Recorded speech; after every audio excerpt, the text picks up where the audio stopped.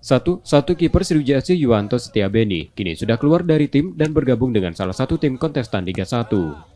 Komposisi Sriwijaya FC saat ini tetap akan diisi sejumlah pemain lama, namun kemungkinan besar jumlah pemain dalam tim nanti tidak sebanyak yang dulu. Pasalnya manajemen Sriwijaya FC menyesuaikan dengan kondisi finansial klub. Ada satu pemain sih, kiper Beni itu sudah minta surat keluar dari kita ya. Dia akan bergabung ke tim Liga 1 kalau nggak salah. Dan pemain lain belum menghubungkan kita kembali untuk minta surat keluar atau apa. Saya pikir tim kita masih materinya masih yang kemarin, mungkin kita akan tambah lah di beberapa sisi gitu loh. Tapi tidak sebanyak yang ada sekarang ya. Artinya memang kita juga melihat kemampuan kita ya. Mungkin kita bicara kemampuan Sriwijaya FC dalam melanjutkan kompetisi ini secara finansial sebesar apa gitu.